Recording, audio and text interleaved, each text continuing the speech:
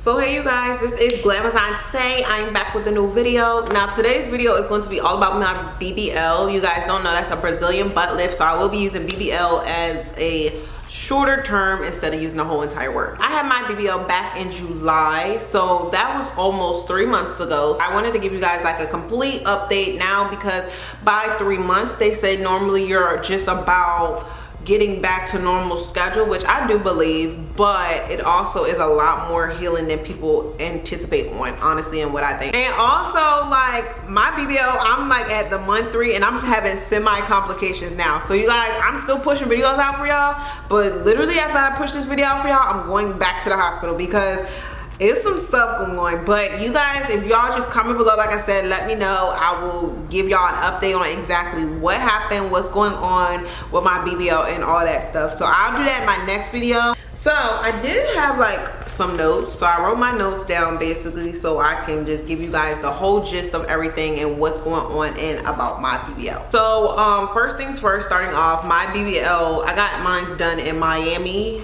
at Jolie Plastic Surgery by Dr. Fisher. So I don't know really how I want to go into this video, but I do want to say that I'm just gonna kind of just go by through my experience and how everything was. With having a BBL also, you can have the choice of staying at a recovery house or you can have the choice of staying at a hotel. I stayed at a recovery house for a little bit, but it ended up not being my speed, so I ended up leaving and going to a hotel, which just worked better for me. Personally, I feel like a hotel and your friend to be there for you is the best way to go about it because it just makes things way easier. The whole process, first off, I had to get like all this paperwork and blood work done, and I had to go to my local doctor here in LA. So they did all the background work and basically ran tests on me to make sure I was healthy enough to actually get a BBL, because if I wasn't, then there was going to be certain things that I would have to do to get myself healthy enough. But after getting all my blood work drawn and all the tests done, they come to find out that I was healthy enough to get my BBL and I was medically cleared. It's a whole list of things on that medical sheet. If I can find it, I'll put it in here so you guys can read it, but pretty much it's just saying that you're medically healthy and you're strong enough to withstand surgery. Now with surgery, I know there's a couple things that they told me not to do before getting the surgery. For example, was like drinking alcohol, smoking. Okay, so I found a list. So basically I'm gonna just read off the list, some of the things they said. So basically 30 to 40 days before surgery, you have to stop birth control, don't use any weight loss medication, you can't use any pretty much drugs, stop smoking cigarettes, and you also need to stop drinking.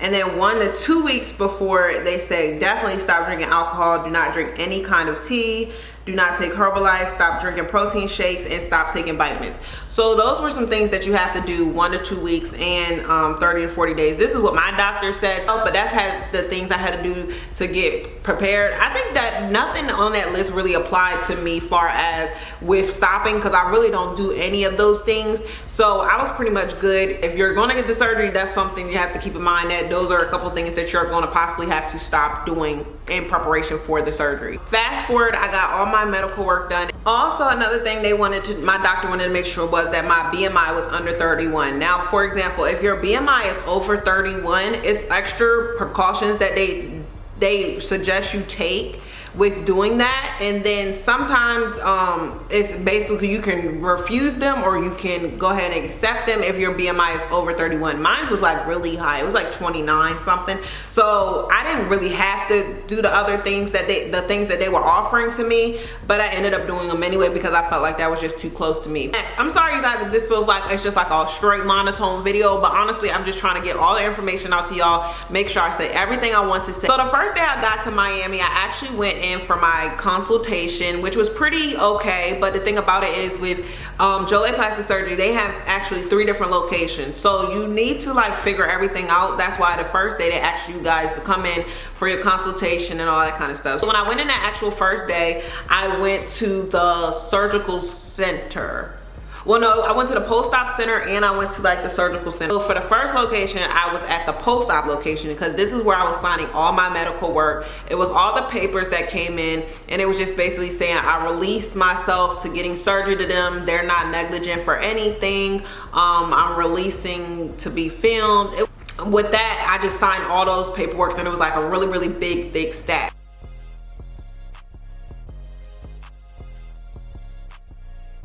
After I was done signing my work for the surgery, I went over to the surgical center, and then when I went over to the surgical center, this is where I met some more nurses. So basically they sized me for my faja, because you can actually purchase their faja at the surgical center, or you can purchase one pre-going. I feel as though their faja wasn't like an extremely out of the price type of thing, and what a faja is, a garment that you're actually gonna have to wear after getting the surgery because it keeps your body like kind of quote unquote intact. So with that, I had to get I got my faja over there, I got my foams over there, and I also got my ab board over there.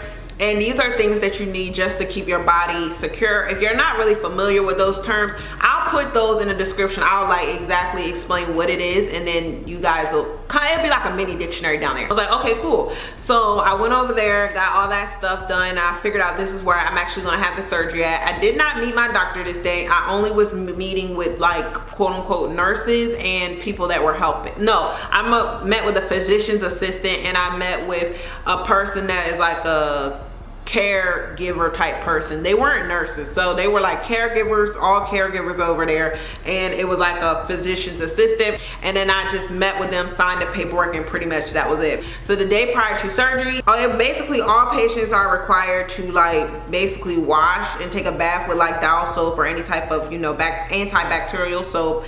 You can't put on any lotions, creams, or oils on your legs. You have to take off all your artificial nails. It says don't wear any dark nail polish, and do not eat or drink 8 hours before the procedure. This includes water, gum, or mints. Now with me, I actually had a full set of nails on, so all they did was insist on me taking off one nail. So I was actually good with taking off one nail. My homegirl, one time she didn't have to take off any nails, but with me, I literally just took off the one index finger, and I believe they hooked it up to something, and after that I was pretty much good. So let's fast forward to the day of the surgery. So I had to get there at 5:15 a.m. So what had happened was we all got there. It was supposed to get there at 5. We didn't end up getting there until like 5:15. So one issue I had was the nurse. So the nurse was like steady blowing my phone up. I was telling her we was like 5 minutes away. She called me again. Then when I got there, she wanted me to like quote unquote apologize to her about the whole situation of me being like 10 minutes late. Believe me, I did that. I have to apologize to you to get my surgery because I'm 15 minutes late. 30 minutes Or late. 30 minutes late. How come you said I hand on the phone to you? I did it. The communication cut off because when I called her the second time, I said, well, probably it's the phone, I don't know. So we can't just move forward? All right, come, you're late. Come to the bathroom. Ya la tuya está calmadita. Go to the bathroom.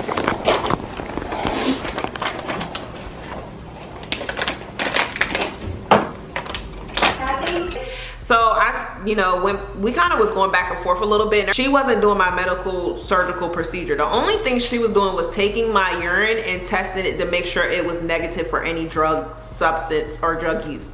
So that was one thing I had a problem with. The surgery did not take place until like 10 or 11 o'clock. So literally I was 5 hours in. I was just sitting there. I had my gown on pretty much, and I got to actually meet with Dr. Fisher before the surgery. And Dr. Fisher came in. I had a lot of questions for him. He answered a lot of my questions. I'm gonna tag all my BBL vlogs down below, so if you guys want to watch the BBL journey, you can watch it from start to finish and see exactly everything that he did for me. He, like I said, the actual facility to me, it wasn't the best, but I feel like my doctor actually made me feel more comfortable. I liked my doctor, and my doctor is what made my experience better, because if my doctor was like a shitty doctor, then I would have felt like it wasn't the best experience, honestly. And of course, there's so many things I can say but saying it, and I'm sure you guys can read between the lines, but my doctor made my experience like the best to me, the best for what he could have. And I'm not a person that like goes around and complains and stuff, so I'm not like sitting here like this is what's going on. I'm just like, you know what, it is what it is. I'm down here and this is how things is rolling. Shh, I got it. I'm gonna show y'all and let y'all know the real tea. Now, some concerns I had. My personal self was being put under the knife, number one, because I never had a surgical procedure that was like plastic surgery or even this to this extent or big, and I was really scared about being put to sleep. I was, and that was something that really was like wearing on me because I'm just a nervous person, and also I do not like needles. Believe it or not, I really dislike needles a lot. So needles make me like really like, nigga, I'll faint. But I was like, you know what, it is what it is. It is I'm gonna do what I gotta do. Now with going into my surgery, I had to bring my faja that I had purchased the day before. I also had to wear compression socks that I had purchased the day before. I had to wear my compression socks. Actually, I had to wear them. I had to wear like a paper gown. I had to wear like a little hairnet type of thing for like surgery. And that was pretty much what I wore after I got my urine test done until it was time for me to actually get surgery. They did allow my mom back there to stay with me, and she was chopping that with me and making me feel like a lot more conscious, you know, because sis, I didn't know what was going on. I was very nervous. I was very scared. But after talking to my doctor, I really wasn't that scared. And he stayed back there with me for like 45 minutes to an hour. So he was answering all my questions. He wasn't like rushing me or getting on my nerves. Like he wasn't like trying to hurry me along. He really was like taking his time. The surgery, I was so freaking nervous, y'all won't even understand. But when I got back there, everybody was pretty cool. Everybody was in their smocks and stuff, so everybody was good. So when I got back there, they laid me back on the table. I was on my butt. I laid back flat, and then they pretty much put my arms out. They strapped my arms in, and they put the needles. What did they do? They put the needles in me, and I really was calm. I kept myself, I could feel myself getting like nervous, but I kept my composure. Because I said, the last thing I want to do is go all the way down here, and if your blood pressure or your stuff is too high, they will not do your surgery.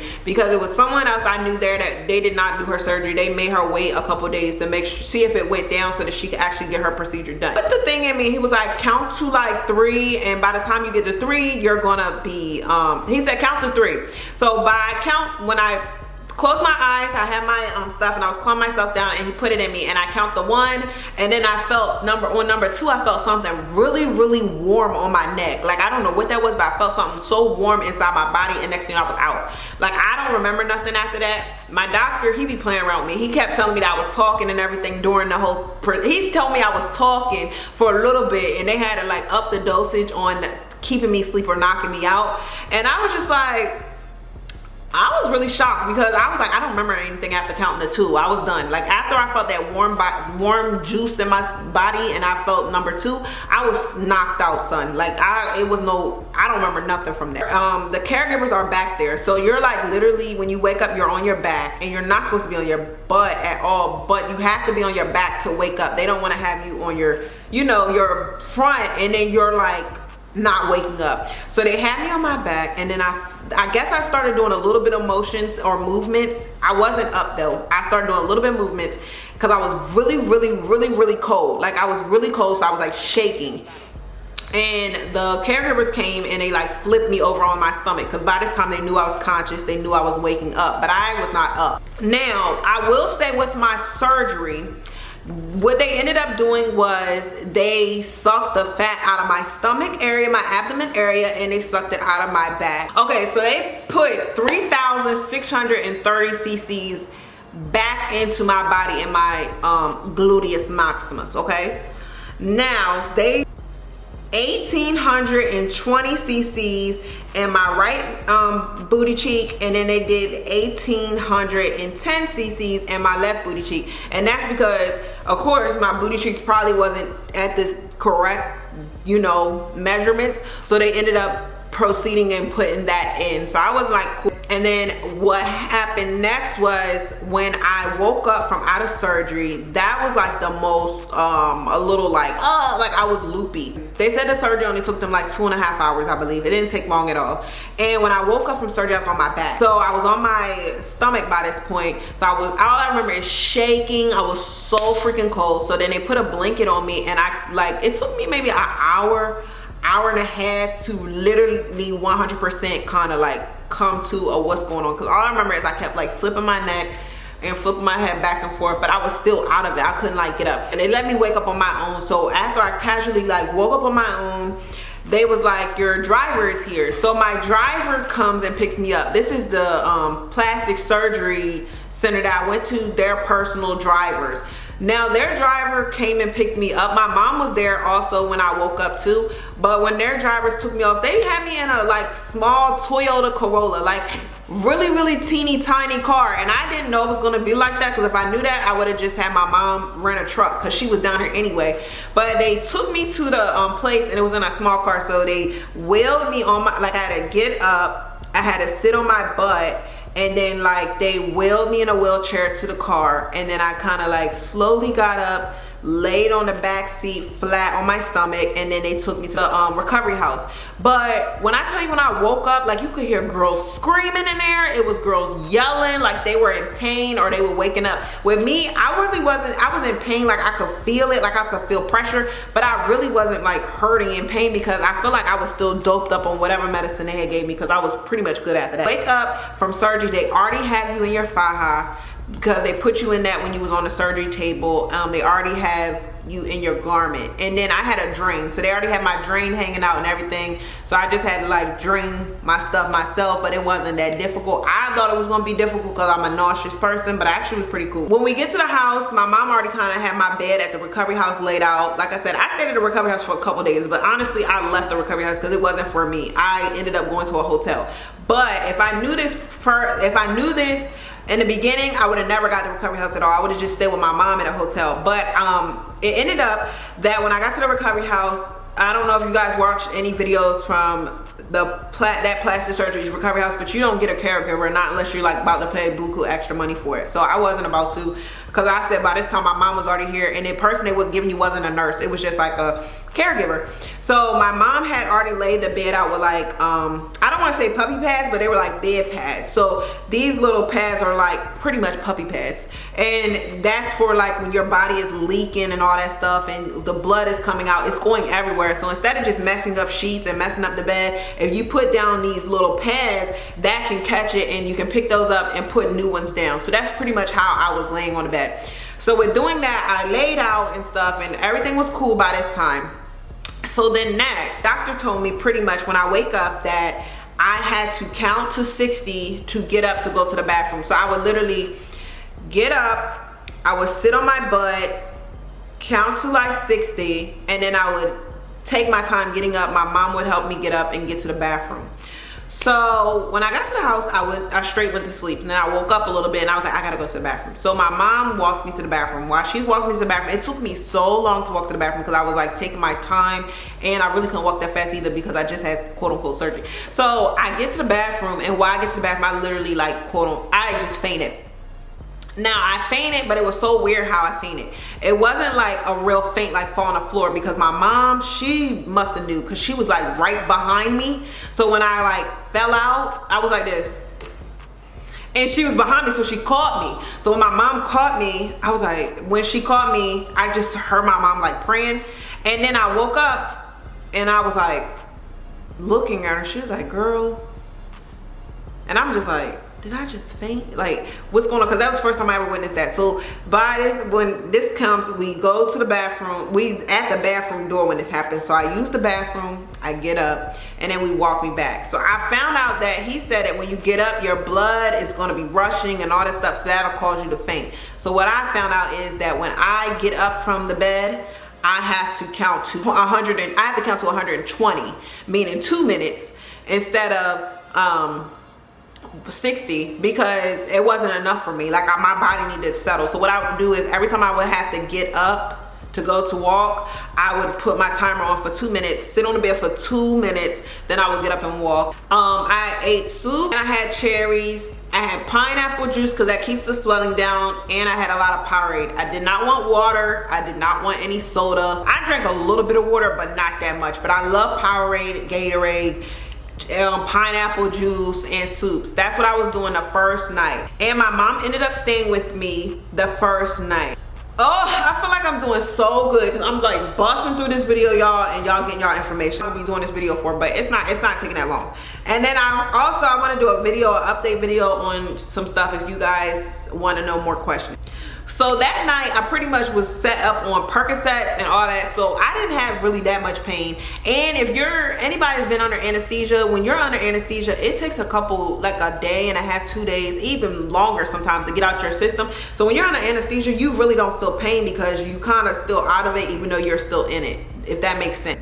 Post-op day one, so post-operation day one, I had to go back to the post-op surgical center. So when I get to the post-op surgical center, basically when I went there, I didn't really care what I looked like. I just had a hat on, I put a dress on, I had my compression socks, I had my drain that, quote unquote, my drain that was hanging out, and I had my garment. Now, I had not seen my body. I did not take a bath that first night. I was just laying down. So this is the next day after the surgery. When I go to the post-op, this was supposed to be my first lymphatic massage. If you do get the lymphatic massage, I had a girl, her name was Maria, and I love Maria. She was so sweet. I liked her, and she was like the best. Like, she was so sweet and she was helpful. Even though she couldn't really understand shit I was saying, she was still trying to help me. But like I said, day one after operation, I was pretty good. I was moving around a little bit. I wasn't the best, but I was moving around, so I wasn't like down like couldn't do nothing. When I went there to Maria, this was the lymphatic massage person. So she took my garment off me and she stripped my clothes off me. Basically, they wanted to see what I looked like. The physician assistant was in there. Also, the physician assistant was in there, Maria was in there, and me and my mom. How you doing? Don't wanna be there. How you doing? Don't wanna be there. And me either, my love. So you can. So they stripped my clothes off me, and you can see how it looks. They basically were trying to see what my body was looking like, and I was very, very, very swollen. But I'm not gonna lie, that swollen body had me feeling good. Like, I almost wish that my body stayed that size that it was as the swollen body. But I'm not gonna, I like my body now, I'm not gonna lie, but I do like that swollen body. I ain't gonna tell. They just looked at my body, they seen everything look good, everything was doing really good. And so at that point, I was okay, cleared to get my first lymphatic massage. So I just laid on the table. They pretty much use cocoa butter, and they massage your back, they massage your sides and your stomach. And when you get the back one, you're on your stomach. When you get the side ones, you know, she does it from the side. And then when you get your stomach, they don't want you on your butt, so you have to stand up and get those, and they push all that mucus and stuff into your drain. So when she pushes that into the drain, you know, it just kind of comes out. So it was like we was trying to get all those fluids out that we could possibly get out of the thing. But that was how the massages went. And as you guys can see, my body is still bruised. It's still like, you know, it looked like somebody beat my ass up. My body looked really discolored, because you guys, I don't know if you watch my bikini trials, my body is not even that discolored at all. But my body was really discolored, and I was like scared. I was like, what in the world did they do to me? But you have to think, it's something going in you and sucking it out your ass. Like, you know, like, it's gonna look a little bad before it gets good. So by this time, it's post-op day 2, which is the next day, and I was able to move around a lot more on my own. I was moving around a little bit more faster. I was able to eat like solid foods, and also I just had to make sure I was watching my salt intake. Anytime I had something with a lot of salt, it was messing my stomach up for real. Like, it was just making me feel so bad. But after I go over that little hump, I was pretty much okay. I was just doing the normal things I would do. It would take me a little bit longer, of course, but it was just, I kind of was going on with my casual day-to-day things that I like to pretty much do. And then, as you can see, I'm in my faja, so this is the same faja. And then at the recovery house, it was somebody there to wash your faja, so she would wash them for me. But that's pretty much the only thing she would do. She cleaned the house and washed the faja. She didn't help me move around, do anything like my mom did. But my mom ended up having to leave, so then I was there by myself. But I was still able to manage. I was staying on my medicine, soften your poop so you can like poop it out. But I didn't even take those for real, so I was cool. And you have to think with the with fajas, it's so many different levels. So that was a stage 1 faja, as you guys can see. That one is like a stretchier one. It's a zip on it. It's way easier to get in and out. It's not so restricting on your body and like tight on your body. Now, by the time I left Miami, I had to get a new faja because that faja was way too big. The swelling had went down. I needed a smaller one. Now, the faja that they had originally gave me was a size 2XL, and by the time I left Miami, I was in a size large faja. So you know. And also, if you want to, you can get your faja stitched down. But I will tell you, it's different with having a stage 1 faja, which is more stretchy or more softer material than the traditional fajas that you guys normally would, well, what I wear too after the surgery. It's a difference in the material and the thickness and the stretch and how much give that faja actually gives to you. Post-op day 3, I ended up leaving the recovery house. It's a reason why I left the recovery house. I put the video below, but I left the recovery house. I couldn't take it anymore, so I ended up leaving. So I went to a hotel, and then by this time at the hotel, I was going back and forth from a hotel to the surgical center to get my post-op massages, and I just was kind of letting my body get back into its ways. I didn't sit on my butt. Now with this, we actually let Dr. Fisher see me because he did not see me the day prior. So he seen me the surgery day, the next day he didn't see me, and then this is the next day he's seen me. So this is post-op day 2, I believe. So he did see me this day. He checked out my body, made sure everything looks good. He asked me to have any questions. I gave him some questions from you guys, and I gave him questions that I had on my own, and that pretty much was it. After that, I didn't see Dr. Fisher anymore. That was kind of a done deal, and everybody went on about their way. I was still there though because I was getting the post-op massages. I stayed in Miami for a week. No, I was supposed to stay there for 7 days. I ended up only staying for 6 days because at that time I wanted to leave. So as a whole, on post-op day 6, that's when I left Miami. I also got my drain cut out the same day, and I'm not gonna lie, when they cut the drain out of me, it literally was like they cut the stitch and it was like swoop, and that did not hurt.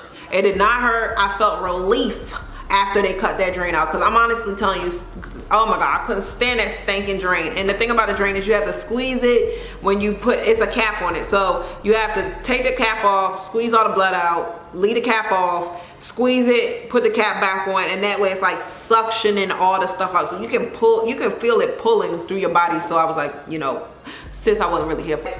But I knew I did have a flight home. So my flight from Miami to Maryland was 2 hours. So with that flight, they do want you, like, people tell you, they give you a surgical note and be like, oh, you don't have to sit down.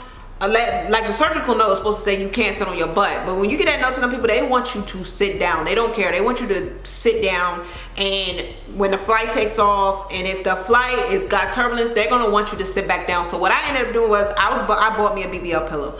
I bought a BBL pillow. I put the pillow in. I sat down on my butt on the. I sat on my butt on the plane. But with the BBL pillow, it rises your butt up, so your butt isn't actually hitting the ground. Your legs is what hits the BBL pillow that keeps you elevated. So I did use the BBL pillow, so that all that. But that's pretty much my whole experience as far as with the surgery thus far. Now, if you guys want me to do a post-op monthly thing, let me know, because I will make another video. I just didn't want this video to be too long. But if you want me to do another video, I can definitely go into another series of videos of what happened far as with my procedure. I mean, my after procedure, aftercare, as far as massages, my new faja garment I ended up purchasing, also what I ended up eating, and my body and the stages that it was in. I put it all in one entire video because I want to give y'all my process and my procedure of what really happened. I do love my results as well, but I do feel like I wish that compared to what I was before and now, I feel like I love my results. But I also wish that I was a little bit more snatched in my waist area. It's a couple things that I personally want. So I am considering getting a BBL number 2. And I'm pretty sure y'all like, what? But people do get rounds on the BBL. You can't do so much at once, but people do actually decide to get rounds on their BBL, meaning they get a round 2, a round 3, or whatever. They'll end up getting implants. I feel like with my body, I'm going for a certain look, and I'm not going to stop until I get that certain look. So that's why I'm still kind of like researching and stuff. But like I said, they said at the 3-month mark, you can kind of start wearing your faja. You can stop doing certain things. You can start working out. It's just at the 3-month mark. But I feel like I'm not completely healed at all. My body's still tender. I still feel certain things. So I will be doing another video on this. If you guys want it, definitely give this video a thumbs up, comment, like, and subscribe. If you have any questions, comment them in this video and let me know, and then I can do them for my next video. But I am going to do another video on this because I feel like this is a really interesting topic, and a lot of people are very curious on knowing these things, and it's just so much to take in at once. Like, it really is a lot to take in. So with that being said, hope this video wasn't too long. I hope you guys enjoyed it, and I can't wait to see you guys in my next one. Mwah! See you guys.